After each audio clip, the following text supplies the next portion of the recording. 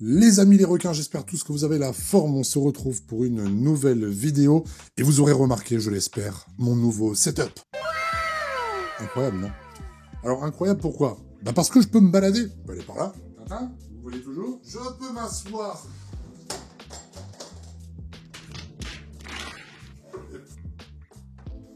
Bon, visiblement, fallait pas toucher à la table. Donc, vous l'aurez compris, je peux être là-bas. Je peux aussi enregistrer là-bas. Je peux me mettre là. Je ne croise pas les jambes. Mais je peux également être très proche de vous. Enfin voilà, quoi de mieux que des petits changements, de gros changements pour justement démarrer cette année 2025 en forme et pour vous apporter toujours plus de contenu, de valeur, de pédagogie. Vous enseignez beaucoup de choses également. D'ailleurs, si on parle de l'instant présent, les fêtes sont en cours, vont passer, ça dépend quand est-ce que vous voyez cette vidéo. Les gens me posent toujours la même question de savoir, Florent, comment peut-on perdre du ventre? Comment puis-je perdre du ventre, etc. Alors, c'est souvent des personnes, soit qui suivent mon contenu et qui me croisent dans la rue ou quoi, ou des personnes tout simplement qui voient que j'ai un aspect plutôt sportif, parce que je ne suis plus bodybuilder de haut niveau, mais dans tous les cas, je suis toujours 116 kilos. Donc forcément, de savoir un petit peu comment ça se passe pour perdre de la graisse au niveau du ventre. Eh bien, une bonne fois pour toutes, dans cette vidéo, je vais y répondre. Donc après, vous ne pourrez plus me poser la question. Tell me nado. Alors déjà, le premier point. On va tout de suite rentrer dans le vif du sujet. Peut-on perdre de la graisse seulement autour du ventre, au niveau du ventre, ou sur les hanches? On va aller un petit peu plus loin. Eh bien non, on ne peut pas perdre que à cet endroit-là, d'accord? Si je vous donne un axe de comparaison, vous avez un lac, et vous avez une petite cuillère, et vous cherchez en fait à enlever l'eau du lac, et vous voudriez que l'eau s'enlève qu'à un seul endroit du lac. Ce n'est pas possible. Le niveau descend dans sa globalité. C'est exactement la même chose avec le corps humain et avec la masse graisseuse. Alors déjà, ça vous donne un point très intéressant, un renseignement très intéressant, c'est que lorsque l'on vous propose des solutions miracles qui ciblent votre perte de graisse, c'est complètement bullshit, ok? Alors bien sûr, je ne parle pas des interventions chirurgicales, etc., etc. Je vous parle vraiment de soi-disant faire des exercices ciblés pour de la perte de graisse, ou une alimentation spécifique pour perdre de la graisse à tel ou tel endroit. Ça, clairement, ça ne fonctionne pas. Donc, si on regarde bien les choses ensemble, dans un cas généralisé, eh bien, on perd de la graisse absolument partout. Alors, pour perdre de la graisse, que faut-il faire? Tout simplement. Les gens, la plupart des personnes, des coachs vont vous parler, effectivement, du déficit calorique. Ça, je le répète dans beaucoup de vidéos, vous ne cessez de l'entendre. Le déficit calorique, il consiste en quoi? Qui consiste à consommer moins de calories que ce que l'on dépense. Ah bah oui, du coup, mais est-ce que c'est valable, puisque je prône l'inverse? Eh bien, avant de parler de déficit calorique, de calories, pensez à une chose primordiale, c'est de faire très attention à la qualité de vos aliments.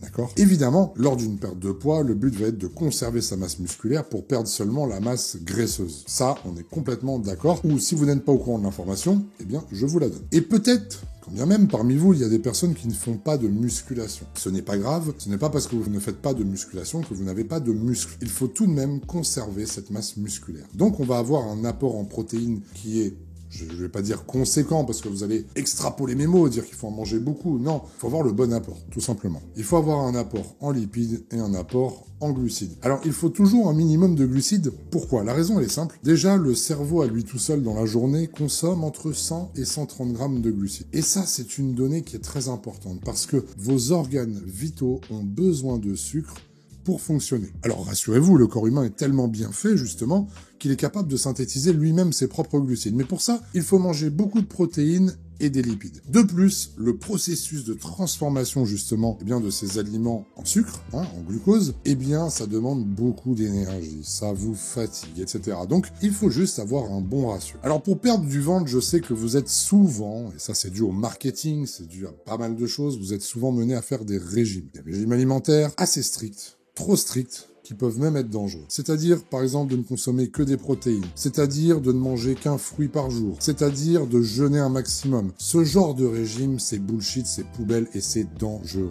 D'accord? Pensez à ce que je viens de dire, le rééquilibrage alimentaire. Aujourd'hui, il faut comprendre que pour augmenter son métabolisme, il faut manger de plus en plus, justement, avec de la nourriture de qualité. Alors, quand je parle d'augmentation du métabolisme, vous allez vous dire, mais il parle tout le temps de ça, mais concrètement, qu'est-ce que c'est que ça? Mais qu'est-ce que c'est que ce truc? Quel est donc le métabolisme?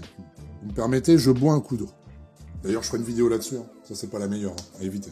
Je vais mourir. Du coup, avoir un bon métabolisme, c'est avoir une fonction dans son corps qui nous permet de se servir des cellules graisseuses comme source d'énergie, premièrement, de ne pas stocker inutilement, et en fait, si vous faites du sport, d'utiliser l'énergie que vous apportez via l'alimentation à des fins propices à la performance que vous devez assumer, tout simplement. Et en fait, c'est un petit peu l'histoire du chien qui se mord la queue, ou du serpent, ou du chat. Si vous avez un chaton et qu'il est fou, il peut aussi se mordre la queue. Mais il n'y arrive pas souvent. Et ben oui, pourquoi? Parce qu'on cherche à perdre du poids, donc on fait un déficit calorique, mais en faisant ce déficit calorique, on est en carence de certaines choses. Souvent, les gens enlèvent les lipides, enlèvent les glucides. C'est une erreur monumentale. Pourquoi? Puisque le système hormonal, pour monter son métabolisme, et donc inciter le corps à brûler des cellules graisseuses, eh bien, il faut consommer les lipides pour justement booster vos hormones. Ce sont les lipides qui vont faire en sorte d'augmenter vos systèmes hormonaux. Et ça, c'est très important, les amis. Voilà pourquoi déjà dans vos régimes, si on vous dit de couper tous les lipides, c'est une aberration. C'est de la merde. C'est de la merde.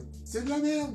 Voilà. Donc, pensez à avoir une bonne répartition. Du coup, vous vous posez souvent la question de savoir est-ce que si je fais mes abdos régulièrement tous les jours, je vais avoir le ventre plat, je vais avoir mes abdos? Ça aussi, c'est complètement faux. C'est vraiment l'excès de masse graisseuse au niveau du ventre qu'il va falloir enlever. Et ça passe par l'alimentation en priorité. Ensuite, l'exercice. Le fait de faire ses abdos, de faire du gainage, etc. Eh bien, déjà, c'est pour aider à votre posture tous les jours, pour prévenir également des maux de dos. Oui, avoir une sangle abdominale musclée permet de prévenir les maux du dos. Et donc, si je reviens sur le travail de mes abdos, eh bien, ça va permettre physiquement les abdos de consolider, de construire de la masse musculaire au même titre que les pecs, etc.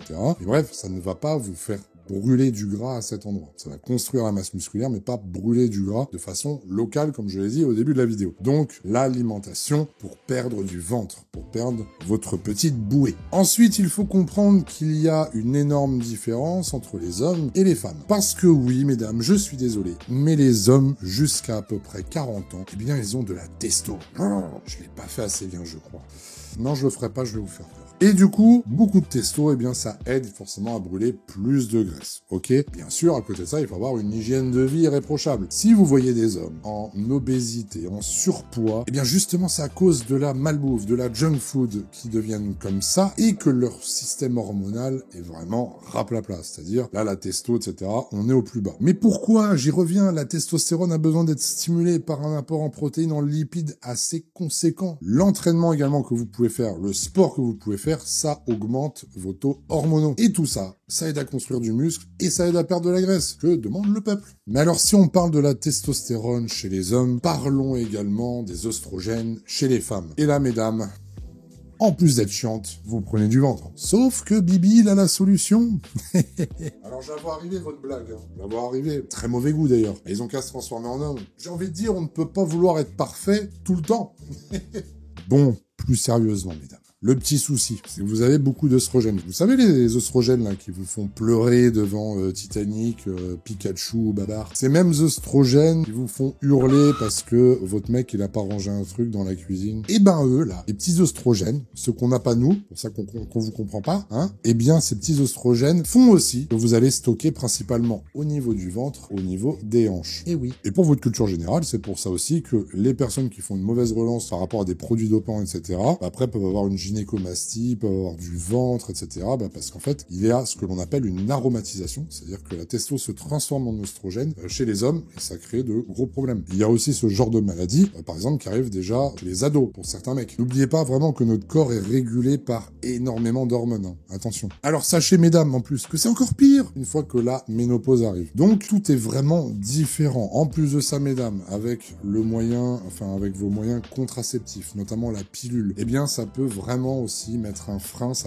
mettre un frein au fait de perdre votre ventre. Malheureusement, ça peut vous déclencher des effets secondaires aussi où ça accentue justement ce problème-là. Donc il y a beaucoup de paramètres. C'est pour ça qu'il faut une vraie stratégie. Perdre du ventre, c'est pas juste se dire je fais un régime, c'est mettre de vraies stratégies en place. D'ailleurs, j'en profite puisque je vous fais du contenu toujours gratuit avec bienveillance. Et bien justement, si vous souhaitez augmenter votre métabolisme, si vous souhaitez perdre de la masse graisseuse, ça se passe sur le site florenthorizon.com tout simplement. Et vous pouvez pouvez également réserver un rendez-vous téléphonique avec moi pour voir comment débuter votre suivi et comment je peux vous accompagner tout simplement, puisque je suis également sélectif. Donc, je vous invite à y aller. Et nous, on continue la vidéo. Parce que maintenant, on va parler d'une chose dont personne n'a envie de parler. De peur d'être jugé, de peur d'être critiqué. On va parler des ethnies. Et il n'y a absolument rien de mal à ça. Mais il faut comprendre une chose. Il y a certaines ethnies qui ont plus de mal à perdre et qui vont d'ailleurs même stocker plus facilement, notamment au niveau du ventre et des hanches. Et d'après vous, de quelle ethnie je parle ? Eh bah oui, c'est les Maghrébins. Elle va faire comme ça fait facho. Eh bien, ce sont les Maghrébins. Alors encore une fois, rien contre vous, c'est juste un fait. C'est-à-dire que aujourd'hui, vous avez tendance à stocker beaucoup plus facilement au niveau du ventre et des hanches, mais le problème en plus est amplifié à cause de la consommation excessive de sucre, de pâtisserie et j'en passe. Je ne l'invente pas, ça ne sort pas de nulle part, ce sont de réelles études. Pour chaque ethnie, en fait, il y a des avantages et des inconvénients. Encore une fois, je fais part d'une généralité, c'est-à-dire qu'en modifiant son alimentation, en ayant un cadre de vie, ça ne donne pas la même chose, on soit bien d'accord. Si je prends également le cas des Africains, au niveau des cellules graisseuses, c'est réparti sur le corps, et notamment, il y a plus de cellules graisseuses au niveau du fessier. Voilà, c'est un exemple aussi. Au niveau des Asiatiques. Alors les Asiatiques, avant d'être obèses, faut y aller. Cependant, encore une fois, ça arrive justement à cause de l'alimentation qui devient de plus en plus mauvaise, une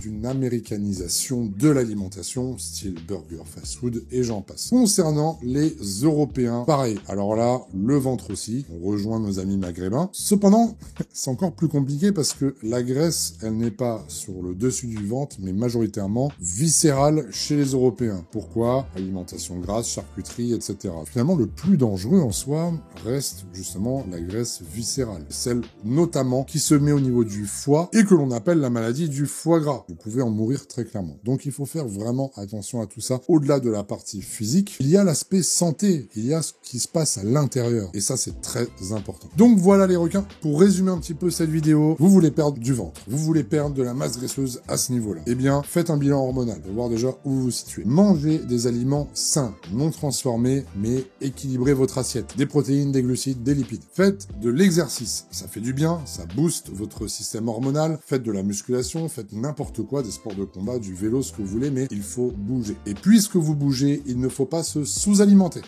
Il faudra également être patient, prendre en considération son sexe, son ethnie, plein de paramètres, et surtout aussi également son âge. En tout cas, perdre du ventre, ce n'est pas juste une simple équation, une simple addition ou une simple soustraction, c'est beaucoup plus complexe que ça. Mais à partir du moment où on veut du changement et qu'on le met en place, il y aura forcément du résultat. Sur ce, ciao les requins.